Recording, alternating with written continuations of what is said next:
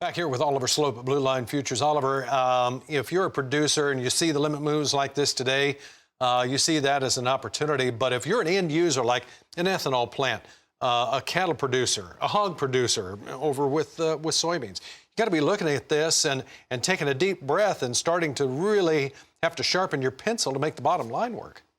Yeah, absolutely. And, that's why the futures were originally invented, is to help hedge costs both to the upside and downside. And hopefully a lot of these end users were able to kind of get some upside protection on, as we've seen a sharp rally across the grain market here over the last several months. Now, obviously, that's put a damper on some of these markets, especially the feeder cattle markets. It just continues to roll out of bed here. Now, from the money flow perspective, there's not a lot of long liquidation because the funds don't build a massive position in the feeder cattle complex. It's a little bit thinner traded volume, but the live cattle is where a lot of the action is. And we've traded lower 10 of the last 11 days, trimming off nearly $10.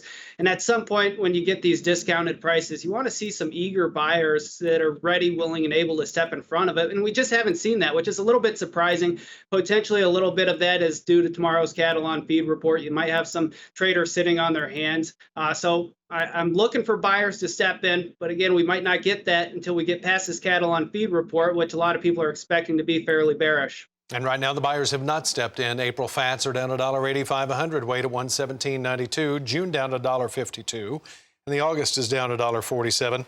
Oliver was talking about those feeder cattle. Well, there's no buyers here either because May is down $3.57 at 136.02.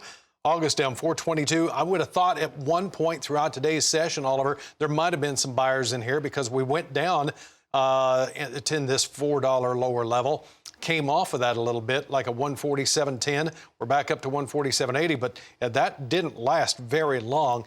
And where are the buyers in the hog market? Because earlier in the day we were higher, but now May is down 20, June down 57, July down 37. Was that a disappointment to the weekly export sales with confusion that we saw this morning?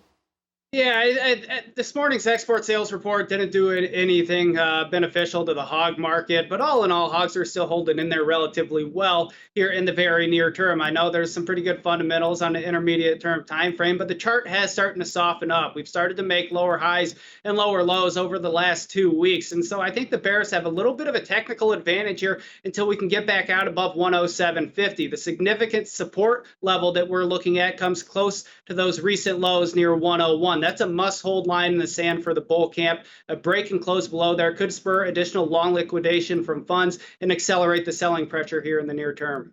Okay, Oliver, thanks a lot. We'll talk to you tonight on the Rural Evening News.